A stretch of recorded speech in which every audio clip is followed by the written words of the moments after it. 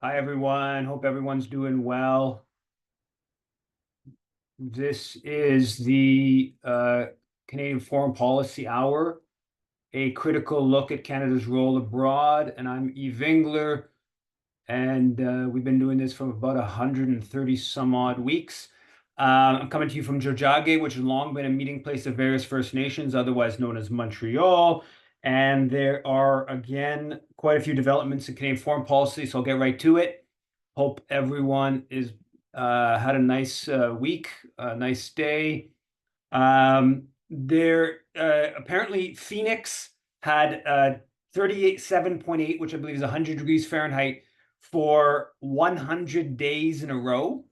100 days in a row of 100 degrees, 38 Fahrenheit. And a number of reports saying the hottest summer on record. And of course, Canada's a large per capita greenhouse gas emitter. The couche tard, the Quebec dépanneur imperialism is looks like it's been blunted by the Japanese, and their bid to take over 7-Eleven looks like it's going to be kiboshed. Apparently, this bid from Couche-Tard, the Canadian convenience store, Quebec Montreal convenience store, is the largest takeover bid by a foreign company in Japanese history. So it gives you just a sense. I brought this up, but it's continuing to be lots of reports about this in the business pages in the Financial Times, international business pages. And the Secretary of State Blinken went to Haiti a couple of days ago, and there are a number of reports about how they are pushing for a UN mission. Right now, the multilateral support mission is sort of got this UN approval, but it's not a formal UN peacekeeping mission, and that it comes up, I think October 7th, they said, and so now the Americans are really pushing for that to be extended or turned into a formal UN mission. And this the prime minister that the foreign forces have kind of put there was the guy that the Americans wanted after Hillary Clinton wanted after the earthquake.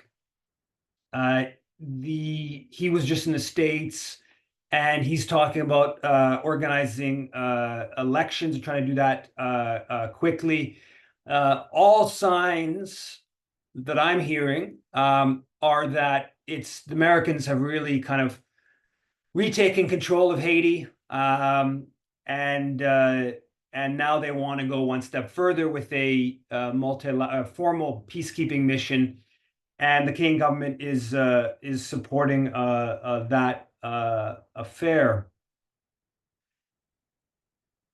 The Canada Files had a story today titled China's Fault, says Canadian reporter caught using movie footage as casino security footage. So Sam Cooper, who's this former Global News reporter that basically sees the hands of the Chinese behind everything in Canada, the drugs, property markets, particularly in BC, and Chinese interference is sort of controls Canada and all this business. He was caught basically using this footage from a Chinese movie from like 7 or 8 years ago as evidence of this a big scandal that he would claim to have kind of uncovered. And so it appears, according to this Canada File story, this is the first time he's actually retracted one of his many stories that are very outlandish. Sam Cooper's the guy who is behind the whole claim that Han Dong was that tried to keep the two Michaels in jail, and there's a big lawsuit going on against Global News. He left Global News after that. The story goes through all these different sort of claims that Sam Cooper's made over the years. It's worth actually taking a look at. And it's kind of funny that he's been finally kind of busted, but he claims he was basically that like the Chinese agents are behind him being uh, confused with this video footage that's from this Chinese movie that he claimed was proof of illicit affairs. So the Chinese conspiracy just keeps going for Sam Cooper, and he's taken up the sort of anti-Palestine stuff. It's all kind of goes together. The front page of the Globe and Mail today has a story titled "What China's Smash Hit Video Game Does for Its Soft Power Ambitions." And there's this new video game, which I know much nothing about. It's called Black anyways, it's some video game. Apparently in 3 or 4 days it sold like 10 million copies. It's really hot with the game crowd. Black Myth Wukong, is somebody saying. And the Globe is really hyping this. Now, this story's kind of appeared in a number of outlets. I've seen this story, but the idea that they're putting this on the front page, that this Chinese video game is having success, it's just kind of like everything is hyping China, and with all this kind of like nefarious, like how many different French video games, the big video game company here in Montreal, Ubisoft is a French company. How many big American video games and Japanese and whatever that doesn't take on such hyper political tone? And the Globe, in their sort of China fear, kind of even Chinese video games, it's sort of all part of this scary kind of China framing of stuff.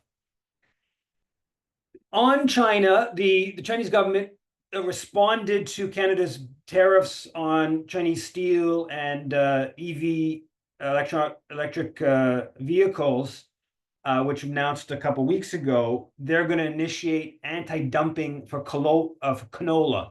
Canada's, I think it's like $5 billion a year in canola kind of products sent to China, and that's going to be kind of one of the ways it looks like China's going to try to respond to Canada's tariffs on electric vehicles. The China-Canada Focus put out a long statement on the question of tariffs on electric vehicles. I thought it was kind of an interesting statement.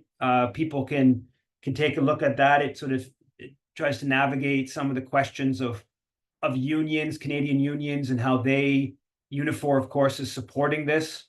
But then also the big geopolitical side to the equation. I think clearly Canada's policy contravenes WTO rules. As I've stated before, I don't particularly care about WTO rules. I think that nationalist economic policy can be very much sensible, and it can be a way of reducing the power of multinational corporations, which is a good thing. But of course, it fits into this whole big picture geopolitical thing that's, I think, quite dangerous. And on that front, the Globe, I think it was, has a story about on China and some of the tariffs question, canola, and in it they say that the shipbuilding, the Canadian Shipbuilding Association, representing the main Davie and Irving and the one out in Vancouver, BC, Seaspan, I believe, the main shipbuilding companies, they are going after Chinese ships. I guess one of on the East Coast, some of the ferries are Chinese, as a Chinese built ferry. And they're going after the fact that there's, Canadian companies or Canadian firms or government agencies purchasing Chinese vessels, which makes total sense from their self-interest. They prefer that they contracted from them, of course. But they're going after it as this security threat, right? And they're saying that the Chinese a ferry going, I don't know, I don't know if, I guess BC, I don't know if BC Ferries has any Chinese vessels, but going from Vancouver to Nanaimo, that's like a security threat, which is nonsense, of course, right? Like, go at it from the angle of jobs within Canada, go at it from the angle of protecting Canadian industry, but the notion of a security threat. And there's a good story. I don't know if it was the Wall Street Journal, Financial Times. I think it was actually Financial Times, big long story this week, where they kind of go at this whole question of how, like, everything in the US now, everything is too strong a word, but whole sectors where it's all being framed as China as a security threat. So I talked about this 6 months ago. The Wall Street Journal reported on 6 months ago or so of the at U.S. ports. I guess it's a Chinese company that builds like the fences. Well, I guess now the fence is part of the security system. They have some like monitor, I guess video recording and different tech within these fencings at the ports that theoretically could be spying for the Chinese government and da da da da. So, and it gets framed now as we can't let Chinese companies be the source of these products because it's a security threat. Or even EV, they've argued that our EV vehicles, the vehicles can't be, because there's all these electronics in the vehicles, and theoretically, like, somebody could buy a Chinese produced electric vehicle, and next thing you know, Beijing is taking all of the routes that so-and-so person in Swift Current, Saskatchewan takes, where they go to pick up whatever, and they're going to have all this intelligence of Canadians, and then next thing you know, the Chinese government's going to control our lives. This whole angle from the security, and you see how these corporations that are making arguments really for their own self-interest, and maybe that's actually okay in some cases in terms of protecting the naval or the shipbuilding industry, and you want to have jobs in the sector, and that you can make an argument for that, but it's all getting framed as the Chinese threat, and that's how to justify these policies, which then just kind of reinforce the tension and reinforce, I think, quite frankly, the danger of moving towards actually, some form of warfare. The Globe had a piece about the Defense Department refusing its access to information request around the bombing of Al-Ahya Hospital in Gaza, which I believe took place on like the 21st of October. And the Globe asked for the Canadian government claimed the defense intelligence said Israel wasn't responsible for the bombing, and a bunch of other U.S. and other military U.S. governments said no, Israel wasn't responsible for the bombing. And Globe asked for the access on that, and they were denied that. Then they brought it to a judge. The judge criticized the Department of Defense, and still now, 10 months later, Department of Defense has still not provided the document. I'm presuming here that the Canadian military intelligence contradicts what was stated publicly, that in fact Israel probably was responsible for the bombing. I don't know that one way or another, but that's my presumption of why they're working so hard not to release a document, even though it's from the Globe Mail, even though a judge has intervened. And in the story, they point out that this year, or a few months ago, the Defense Department received what they called the 2023 Federal Code of Silence Award for outstanding achievement in government secrecy. And so on some other file where they've taken more than 3 years to respond to the access to information, I believe they're supposed to have 30 days, and then they can ask for an extension of, like, I think 60 days. And then there's even some parameters to maybe extend more, but basically it's supposed to give it in 30 days. And there's all these cases where they just refuse. The Department of Defense, this goes back to the Somalia inquiry. They're horrible on this, right? The Somalia inquiry back in mid-90s, after the killings and Canadian killings and torture in Somalia, they had to have a whole like sessions of the Somali inquiry just on the question of Department of National Defense refusing to hand over files to the formal inquiry. So one of the things we hear a lot about is the Department of National Defense, our military defends our democracy and all this business. But if you look at their practice, take it very narrow of their practice when it comes to quite honestly, a pillar of democracy, access to information about what the government's actually doing, they have consistently been the most over the top in their secrecy, and it appears that's continuing. There's a good story from Craig Mokaber, WEOG, which I believe stands for Western European and Other Governments, the UN Settler Colonial Bloc. And it's the grouping that Canada's part of in the UN with Australia, Israel, and New Zealand, and then the Western European countries. And talks about how they have disproportionate power and how basically pro-colonial they are, obviously pro-Israel, how out of alignment they are with most of the rest of the world, and how this bloc doesn't actually make any sense geographically, but it does from a sort of a white supremacist angle, it does from a colonial history angle, and it says, and it also goes through how much power the bloc has in the UN, even though it represents, I believe it said like 11% of world population, has disproportionate influence within the UN structure. There's a number of stories this week about the whole Hunka, Yaroslav Hunka debacle, which is now about a year ago. And part of what came out of that, which was the whole push to release the names in the Deschênes Commission, the mid-1980s commission about the Nazis who were brought into Canada after World War II. And in these stories, a couple of things come out about the whole releasing these names of 900 alleged Nazi war criminals who fled to Canada. And the Ukrainian Canadian Congress has put out emails and has begun fundraising for a court challenge to block this, to block the release. Also, the archive, Library and Archives Canada, I believe is the LAC, but Commission, is who they asked to discuss this question about the release of names is very constrained. And so there's a big push to not release these names.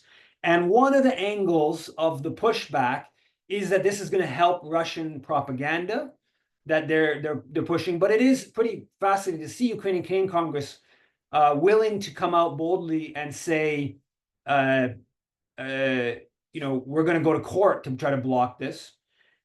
Interesting enough, in one of the stories, Globe story, I believe, the CIJA, Center for Israel and Jewish Affairs, actually seems to say that they're kind of okay with the names not being released, which is interesting.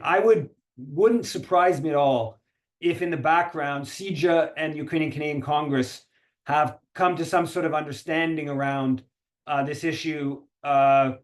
We'll defend Israel, saying to the UCC, you either defend Israel or go along with our position on Israel, and we'll not really raise too much of an issue around the Ukrainian, other Eastern European Nazis who are in Canada that might embarrass you and your alignment with that. I don't know that that's totally speculation, but that wouldn't surprise me. On the note of the whole question of foreign interference, okay, so this week the U.S. government launched an indictment of these different media outlets for their ties to Russian RT and Russian money, and front page New York Times. One story is U.S. response to interference by the Kremlin. And apparently 2 Canadian influencers, I don't know much about them. They're these right-wingers who are caught up in the probe around being pro-Kremlin propaganda. And there's a number of things about this that I find interesting. First of all is how much there's all these lefty liberal types, okay, like Sean Carlton, who's this indigenous focused professor, very good stuff, anti-colonial scholar, very good stuff.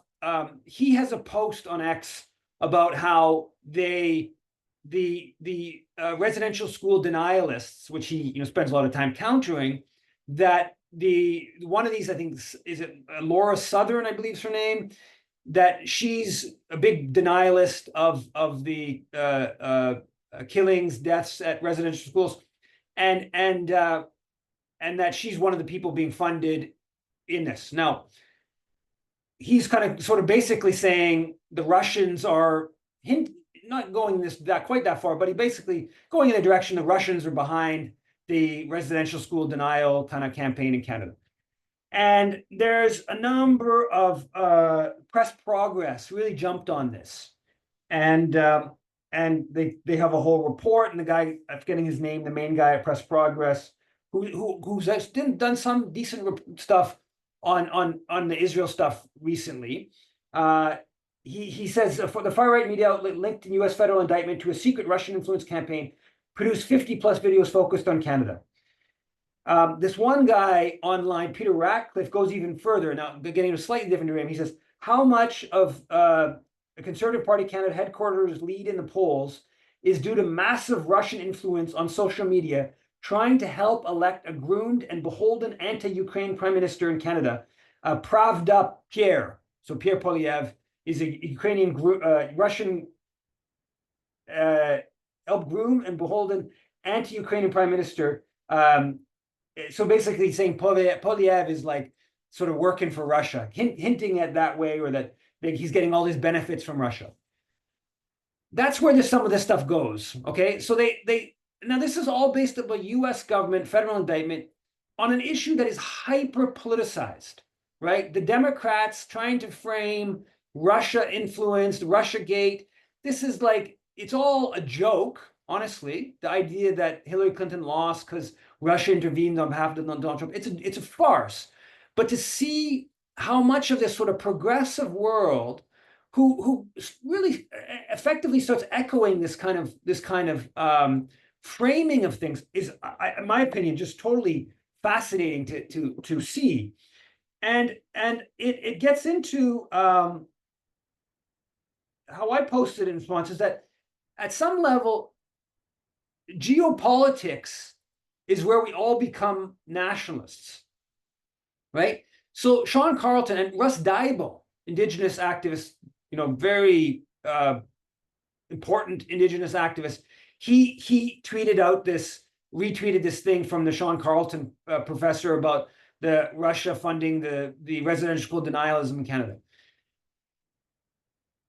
This is, this may all be true. I am totally prepared to believe that this right-wing media in the States, that the Russians are involved in funding them, influencing, and with their own let's call it divisive intents within U.S. politics. That's plausible to me. Simultaneously, it's almost as plausible that the U.S. indictment is really just hyper politicized. This is the Democrats trying to hype up this issue in the lead up to the election, and that they're just basically making that they don't really have a case. They're making a big political kind of brouhaha about it, and it flows all the way down to a big swath of the Canadian left, and they take on this kind of angle.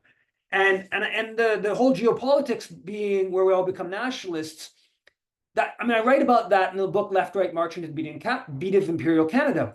And in that, one of the elements I talk about is Indigenous First Nations role in taking up that, right? And one of the most clear examples of that, you see tons of this, the Canadian military has really gotten into it, of celebrating Indigenous veterans of like World War I. And so the way they kind of like their reconciliation is to talk about how Indigenous people played this important role in World War I. The top sniper was Indigenous, and but World War I was like a monstrosity that no one should be, celebrating, right? Everyone who fought in World War I, unless you were forced into it, you should be ashamed, that your family should be ashamed of having participated in it. But this is, and you see lots of First Nations that they uphold this basically Canadian nationalist a view of global politics, and of course unions, the NDP, da da da da. So that's one issue I wanted to talk about. Now, on Ukraine and Russia, Victoria Nuland, basically, this latest person to confirm what's been now confirmed by a whole swath of different players, is that the U.S. scuttled the peace deal that was being negotiated end of March, early April of 2022. And there's a clip of her. People can see that Kavanaughsky, the University of Ottawa professor, has it on his X account. And also on the Ukraine and nuclear weapon issue there's a couple stories about the sort of nuclear doctrines being questioned because Ukraine's invaded Russia,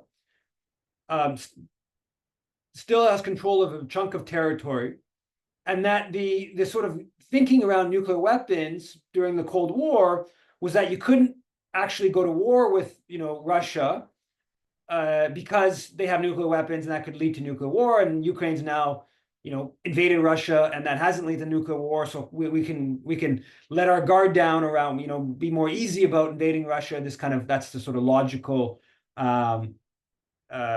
sequence they're going for, which is very scary, quite honestly, right? It's the whole red lines and all the Putin's red lines are not really red lines. We keep breaking them and we break them, and then eventually, who knows, right? Now, within that context, the Financial Times published a piece, an op-ed, saying a ramp up in nuclear weapons is not always a bad thing. Again, a ramp up in nuclear weapons is not always a bad thing, and they're basically saying that the Americans should just go for broke in building more nuclear weapons, and that's the way to scare the Chinese and the Russians into agreeing to new nuclear commitments, and let's get back to a full throttle nuclear arms race. Very disturbing stuff. A very sad commentary on the state of humanity and the state of this rational being that we claim to be. Shifting gears, the UN Special Rapporteur on Food reported never in post-war history had a population been made to go hungry so quickly and so completely as was the case for the 2.3 million Palestinians living in Gaza. The Special Rapporteur on the occupied territories, Albanese, the Italian, she posted on X about the range of presumable direct and indirect deaths could be between 15 and 20% of the population already by the end of this year, according to Prof. Devonshire, and then bracket, and that's in line with the work of other academics. So she's saying there's this academic who's saying that's already by the end of the year, 15 to 20% of the Palestinian population in Gaza could be dead because of what Israel's done. Consistently, these reports, if you take the full scale, not just the direct killings, all the disease, the malnutrition, the hunger, the ill health, etc., that comes out of all this, hundreds of thousands. So 15 to 20% would be or somewhere between, I guess, 300, 400,000, even a bit more than 400,000 dead in Gaza. Now, in that context, Trudeau was asked by a reporter in Newfoundland at an event on a school lunch program that he was asked about starvation and slaughter of Palestinian children. And he responded by basically blaming Hamas for it was at a press conference at a school in Newfoundland, and he basically blamed Hamas for Palestinian children being killed and starved, saying that they put them in, they're using them as human shields. It was bad. It was a pretty bad, surprisingly bad even comment at this 11 months in. And for the reporter pushed it. He was clearly he pushed it. It was actually good. He basically, after Trudeau gave him two questions, he said Trudeau was laughing at the genocide. Trudeau sort of smirked. There was a podcast which people may have seen, them got lots of traction on X, Twitter, titled "Two Nice Jewish Boys." This English language podcast from Israel, been saying it's longest standing English language podcast from Israel. A couple of them worked for Netanyahu's campaigns and stuff like that. And these two guys, they basically say most Israelis would, if they could, hit a button and just exterminate all of Gaza, they would do so. And then they kind of have this back and forth. And the other one says, yeah, and also West Bank. And they sort of joke about it. And then later on, they double down on it. And they basically just say, they themselves, and they claim that most Jewish Israelis would support exterminating basically all Palestinians. It's pretty remarkable exchange. After about 48 hours, and as millions and tens of millions watch it, they then come out with a kind of like a statement, sort of like explaining things, which is actually in some ways makes it even all worse. They basically indirectly they sort of double down on their genocidal talk. The one guy, Naur Menninger, he actually spoke. He's on a speaker series at Toronto Beth Tivka Synagogue 2 years ago, at Toronto Synagogue, and so a bit of a Canadian connection. I haven't seen anything in them, distancing themselves for this genocidal talk. Presumably, a certain share of the synagogue holds that outlook. On U of T this week, these Zionist kind of militia types were on campus. One of them called J-Force, the other one called Magen Haret Canada. I think I talked about that group a few weeks ago. I think Albert Einstein back in 1948 signed some statements calling them Jewish fascists. Their slogan is I didn't write it down here. Something like every Jew a gun, never again, or if you want to ensure never again, every Jew a gun, or something like that. Basically saying, Jewish people need to get armed. And they're just like parading just at U of T. Sometimes, some occasions, I think they're like kind of like they're sort of friendly with the U of T security. They're kind of like patrolling campus. Canadian Jewish News had a whole story about them patrolling campus. There's Toronto Police, there's very large amounts of University of Toronto, and then you have this sort of kind of Zionist militia, fascist kind of force. Pretty remarkable to see.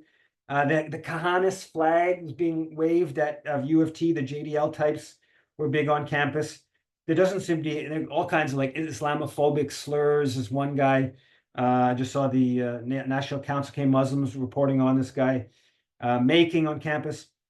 Also, with regards to U of T, Canary Mission put out this report that claims that basically everyone involved in the encampment at U of T was not really a student. They claim, I forget, the 19 of them were actually students, 153 were professors, 122 who weren't associated with University of Toronto. This got a lot of press in the Toronto or in the National Post and other outlets. There's a good story I posted on my Twitter, the ties that bind U of T's relationship with Israeli institutions, and showing how the President Gertler, who is the Canadian Jewish News, when he became president, they did a kind of long interview with him, and he said he was a Zionist. how much this relationship has deepened with U of T since he's been president, and a stunning amount of like different ties between U of T and Israeli universities. There's a whole series of new initiatives on the anti-Semitism front. The Canadian Jewish Labor Committee was established, which is basically this group that claims that there's all this anti-Semitism in the labor unions and labor movement, and then there's this other group, the Canadian Women Against Anti-Semitism. I think they've been around for a while, but they had a big event this week. So it's just this deepening of that dynamic. Every different, kind of all the campuses, student related, the bureaucracy of the federal government. There's these new anti-Semitism in academia amongst professors, all these different new anti-Semitism. They always frame their politics as anti-Semitism, when in fact, of course, it's pro-Holocaust in Gaza or pro-apartheid, which is really their politics. They just keep adding to these different networks. The Montreal Gazette has a front page story titled "Genocide Education is Lacking," group says, and it's this Heidi Berger is her name, leads this I'm blanking on the Hate Foundation, Genocide Hate Foundation, something like that, and basically it's this pro-genocide organization, and she's this pro-Israel activist, saying there's a lack of genocide education in Quebec schools. And it's amazing how little, even when you have all these different scholars of genocide saying Israel's committing genocide in Gaza, International Court of Justice, just on and on and on about genocide actually taking place.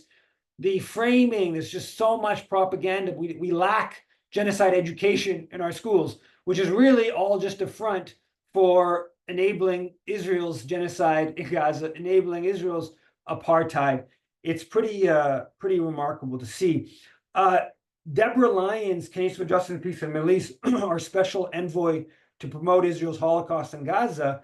Lyons is photographed, according to CJPME. She's been saying that from the river to the sea, Palestine will be free is genocidal. And then she's photographed with Kotler's daughter, who has a pendant of Israel encompassing all of the territory from the river to the sea, right? Where West Bank is eliminated. And it's all Israel, just like that map that Netanyahu had a few days ago during his speech.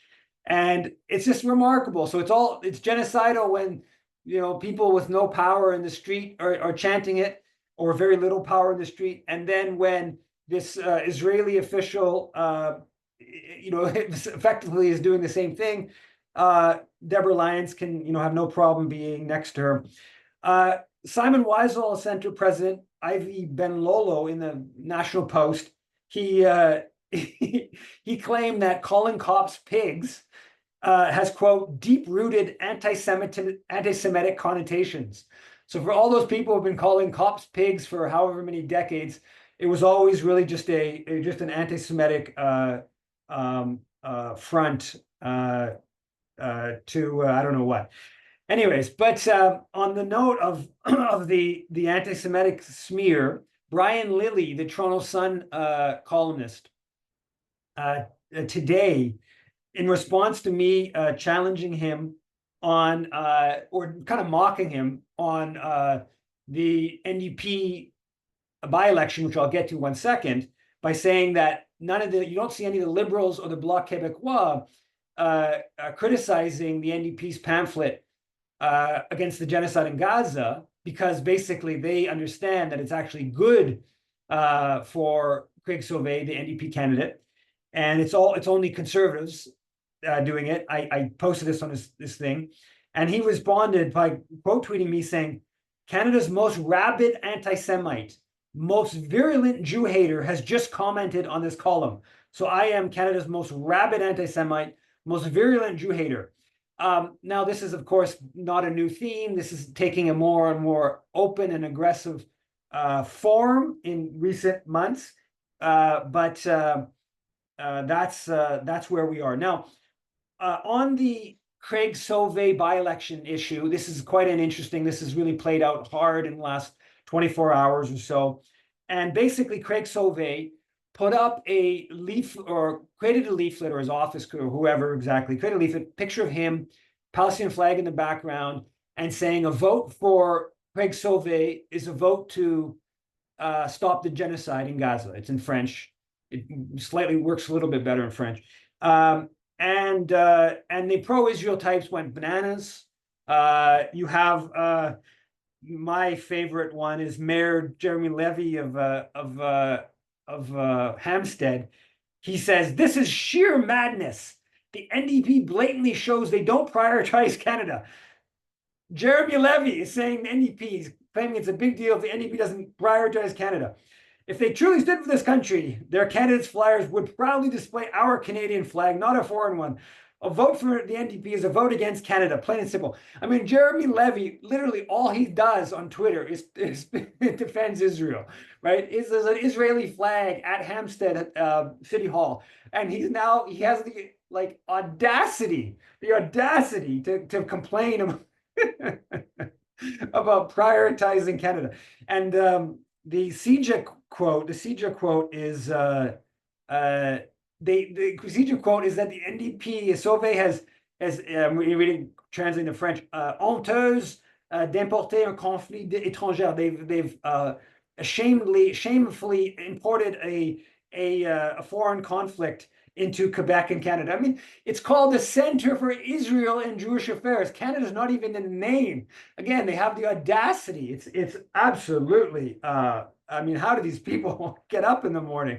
Anyways, but they and there's a whole bunch of other ones that what's his name, the JJ McCullough or whatever his name, who's got like a U.S. flag.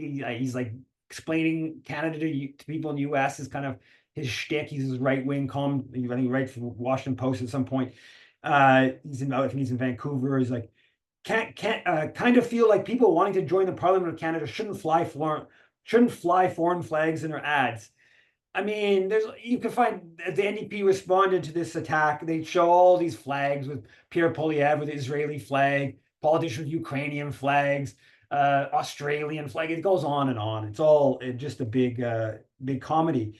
Now, the Sauvé, of course, is good that he did this leaflet. It's too bad he's waited too long.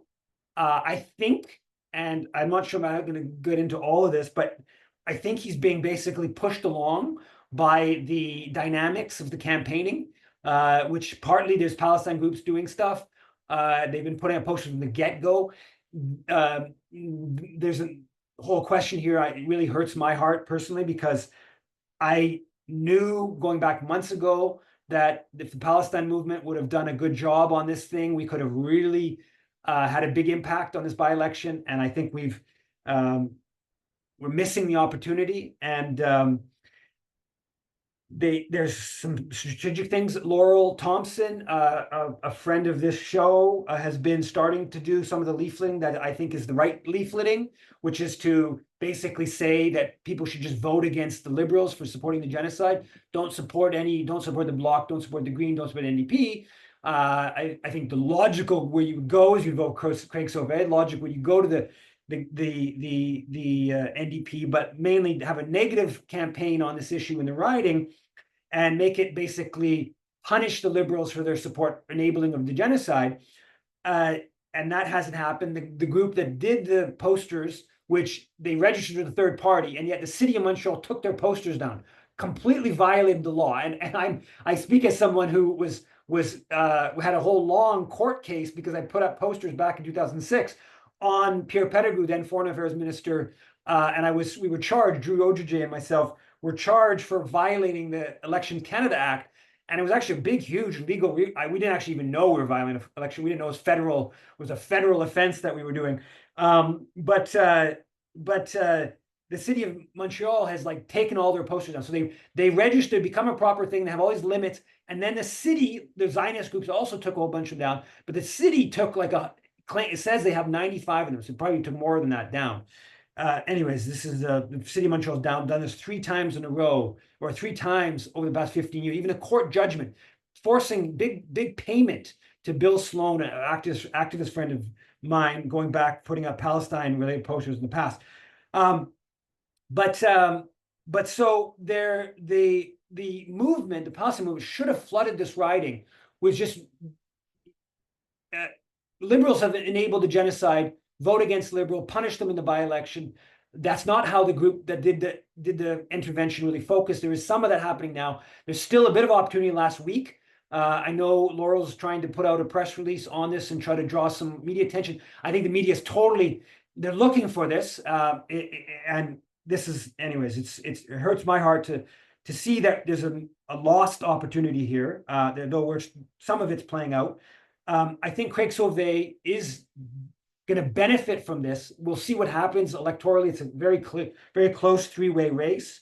If Craig Sauvé wins after putting out a leaflet around a vote for him is a vote against genocide, that will be big.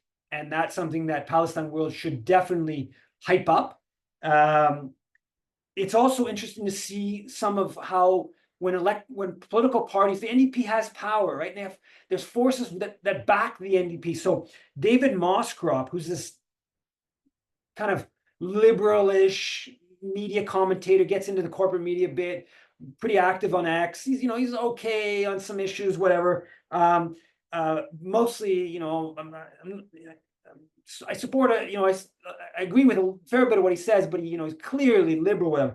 He posts about it's insane and racist to argue that a political party can't campaign on foreign policy if it's Israel-Palestine, just in response to the Sauvé thing. So when the NDP starts having an interest in something, there's these sectors of political media life that will join in and will defend it. And that once the NDP starts pushing on the Palestine issue and they start seeing a self-interest in pushing on it, then it becomes a little bit of a snowball effect to that, right? And you're seeing a little bit of that play out with Sauvé. And if Sauvé wins, that dynamic, I think, will increase substantially, which is, of course, a dynamic that we want and we want to support. I've already gone way too long again.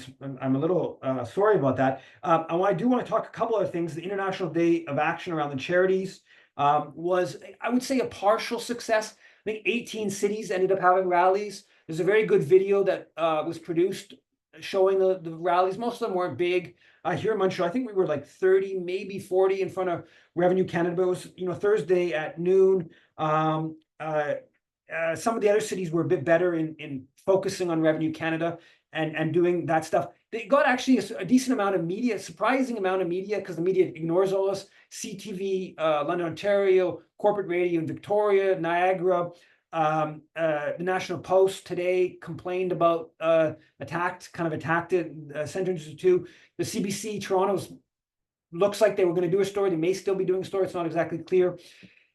One of the things that we talked about in the Day of Action and the press releases about, we put out 2 on it. One of them was when you read the Neiman Foundation revocation, so the CRA's rationale for revoking the Neiman Foundation, they explicitly cite lone soldiers.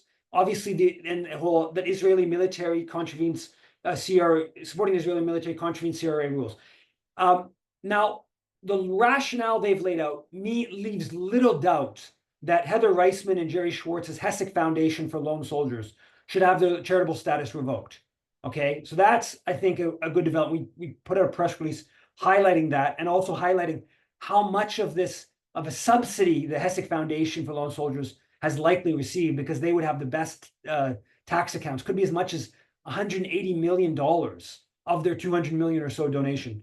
Probably a bit less than that, but huge sum of their donation to supporting the Israeli military is publicly subsidized. Just totally wild stuff. In this, one of the things that I knew about in the submissions around the Heather Reisman and Jerry Schwartz Foundation and the charitable status to the CRA that was submitted, they actually gave $250,000 to the Canada Christian College.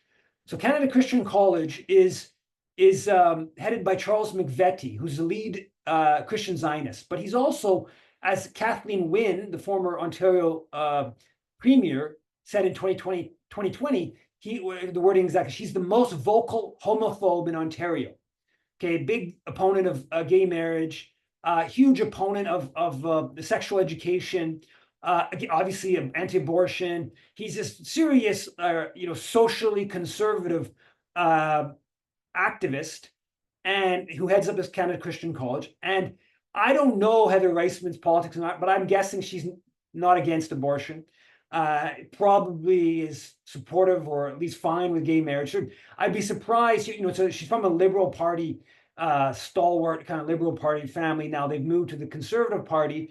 That was over the Israel issue. But this is an example where you see the Zionism pushes these why are these Jewish billionaire couple, why are they funding a Canada Christian college, right? This hardline evangelical college. They're doing it because of Zionism, right? I don't believe they're on board for their abortion issue, the gay marriage issue, sexual education, whatever, right? They're on board for the Zionism. And it's just one more of these examples, which I've cited many over the last handful of months, of Zionism pushing this hard right, fascistic kind of politics. Charles McVety, who heads Christians United for Israel Canada branch, and he heads up the John Hagee Ministries of Canada. John Hagee being the preeminent U.S. Christian Zionist. I don't like Christian. Evangelical Zionist is probably the better, or evangelical Christian, because it's not really a Catholic thing. It's evangelical Christian thing. And McVety was at the Walk for Israel in June, and he claims that he was at the front of the march as part of the sort of giving him a position within the structure of the march. A couple other quick things. Fred Hahn, the media is now reporting he's not going. That's a blow for the Israel lobby. Fred Hahn is continue on at QP, and that's now seems to be sort of accepted even by the corporate media and the Israel lobby. We'll see what they try pull on that front. And then the final thing is on the arms question, arms sales.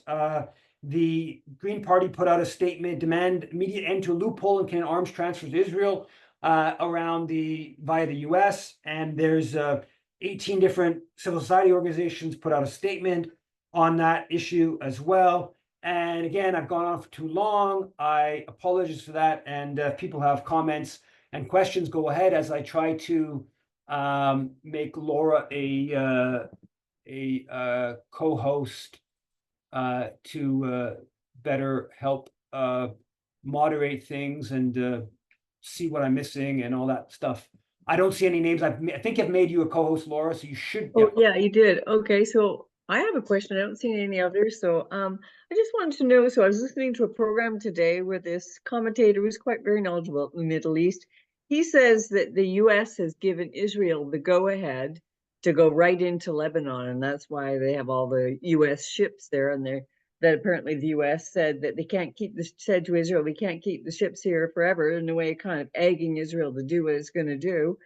But I was just wondering, what about Canada? Has Canada joined? Has Canada sent any tips or anything over there? We know if they're engaged in this? I haven't seen anything saying that directly. Canadian naval vessels are regularly patrolling the area with US vessels, so it wouldn't at all surprise me if there's a Canadian naval vessel there now. I don't know that. There's Canadians on a whole bunch of US bases, Saudi Arabia, the one in Qatar, elsewhere, that are probably assisting US policy in the region. To NORAD, they're most likely assisting. But I don't know that I haven't seen anything saying, more kind of direct in that sense. Obviously, we have, the diplomatic comments are that Melanie Joly doesn't condemn Israel's killings of Lebanese, but then condemns Hezbollah's response. So there's a, sort of a diplomatic endorsement. But I haven't seen anything kind of more direct. I'm not 100% sure that's. I'm not confident either way. I'm not totally confident the Americans are pushing for Israel full-on war with Lebanon. But obviously they're doing all kinds of things that, strengthen Israel's hand. That's clear, right? And but I'm not certain that that's actually something that they want. But Yeah, I don't think he said full-on war, but sort of an incursion into the south where Hezbollah is. But yeah, I'm not sure either. And by the way, we do have some hands up now. Lynn, can you please unmute yourself? I keep asking you that, but doesn't seem to be Do you happening. have any Okay. update on what's her name? Eggy on her reason for being assassinated the American who was killed. from Seattle. Yeah, I'm from Seattle. She had a degree from UW in Yeah, I don't. 26. Yeah, I don't know anything more. I don't. You probably know more. I saw obviously it's stunning, but I don't know hope anything that more. pumps it up a bit. For like it's another Rachel Corrie. Rachel Corrie is from Evergreen State College, which is Olympia. And that was in 2003, was it? Or 2000? I think I think like 2000. 2003. Yeah. Yeah. Yeah, it's just, I saw Blinken's comment in response where, we need more evidence and this and that. And then to see it like so soon after the Hirsch, is it Hirsch Gold, the American who was held in Gaza, and how much like that's, when it's a Jewish American, that you can blame Hamas versus, right? And that dynamic is pretty stunning to see play out. But it's the criminality of Israel. My guess, I was thinking about it, my guess is the Israeli soldier that killed her, because she is, a little bit less sort of European looking, because I think she's of Turkish heritage. They probably thought they were like, they probably didn't think it was an American, right? So it was like a bit more of a white American. They probably, because they just, what I can just tell, they just sniped her just for sake of sending a message, right? Like this, what they do. It's like, so yeah. Okay, Ifo, can you please unmute? Okay. Sure. Thank you. I was wondering, I was of the opinion that there were certain things that the Canadian government does not allow nonprofits to do, and that includes convening the Charter of Rights and Freedom. And so, if a church group is fundamentally anti-gay, um, and a whole bunch of other things, doesn't that risk them? So, I'm just wondering how they justify the support of such organizations. And unrelated to that, but somewhat, this what's his name, House Father, CBC keeps interviewing him as if it's a neutral party.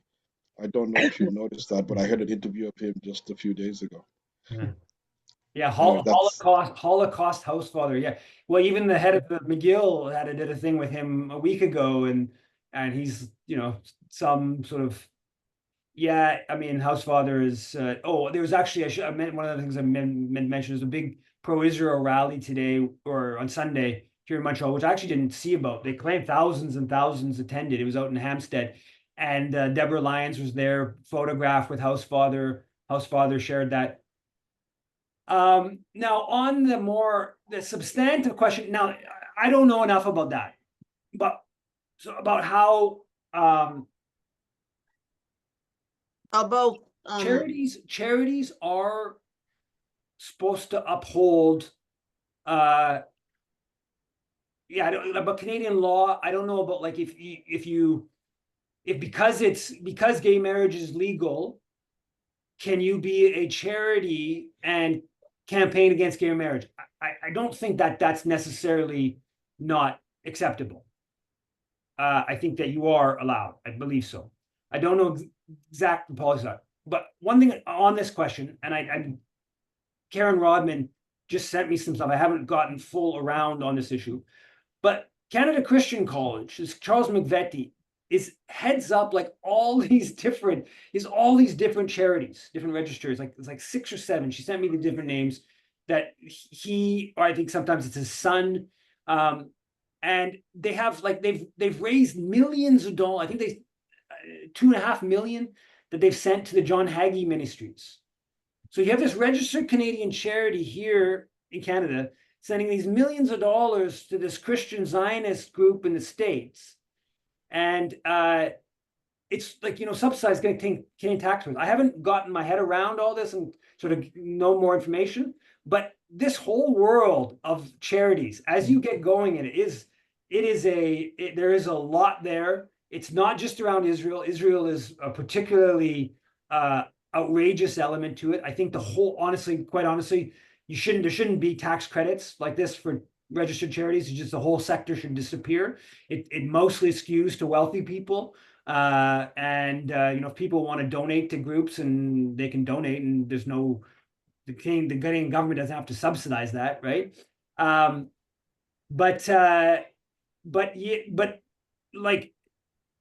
Anyway, so I don't know the direct answer to that question. On the registered charities on Israel, clearly there's dozens and dozens of them, and the revocation of the JNF and the revocation in the Neiman Foundation make it absolutely clear that the CRA considers supporting West Bank settlements, and more clearly the Israeli military. It's absolutely clear cut. There's no ambiguity there that supporting the Israeli military is not charitable activity. And there's dozens of other organizations in Canada that are doing that. So logic, if you're going to follow the law, the CRA should be revoking a whole bunch of different groups in the coming months. I think they're going to revoke some. I don't think they're going to revoke all of them, because it becomes a power question. And obviously, Jerry Schwartz and Heather Reisman are very powerful people. And the CRA is going to be very hesitant and cautious to move on that. But they should. And obviously, we should be campaigning on it. And the plan is to keep campaigning on it. I think that's what's going to take. It's going to probably take years of campaigning on it. But I think it is a really fruitful area to campaign. One, because the CRA has some independence. And two, because it's a really big subsidy to Israel. It's a big subsidy. It's a major wealth transfer. Yeah. Okay, Corinne, go ahead. I'm wondering, early in your talk, you said that you felt that it was possible that Russia was behind these residential school deniers. What are your reasons for thinking this? I'm just wondering. Well, I don't think it's I don't think the idea that the Russian government would be funding different would put money into different media personalities, or call them media activists or media personalities, whatever you want to call it. I mean, we know they're doing that at one level. I mean, the point of RT English from the Russian government's perspective is to influence US, Canadian, British, other global politics. And I don't disagree with the argument that the Russian government, the argument is the Russian government wants to sow division. And I think that is kind of correct. So RT, for instance, does kind of like support like the far, kind of what you call the far right and sort of the far left kind of simultaneously. And you see some of those kind of dynamics. They, of course, want to promote ideas that geopolitically align with Moscow. And and there's in a certain sense, for instance, my criticism of Canada's role in NATO proxy war, that kind of, I'm not doing it because I'm pro-Russia or from a Russian perspective. I'm doing it as a peace-minded, anti-imperialist-minded critic of Canadian foreign policy.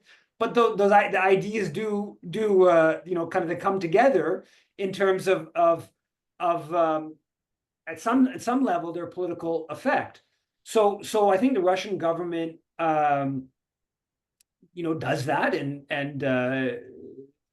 but I don't know, I don't necessarily trust the US Department of Justice's indictment that this is I think it's stunning that there's all these leftists that will just like take that as like the gospel that this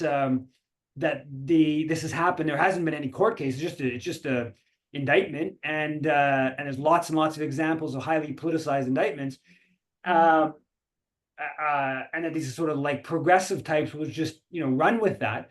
But I simultaneously I believe the Russian government is definitely they have spies in the U.S. and Canada, and they're trying to influence in different ways, or get information or this and that, right? So I don't, yeah. Okay, go ahead, Lynn. Lynn? Lynn Oh, Siegel? sorry. Yeah. Hi. Oh, sorry. Sorry, I'm not used to having the mute off. I just speak when I think Lynn already, about Ashton or Yeah. however you say your name, but that'll affect Turkey, of course. Hmm.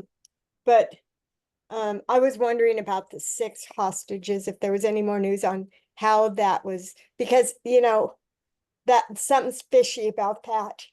Because if they were supposed to be rescued, then why weren't they?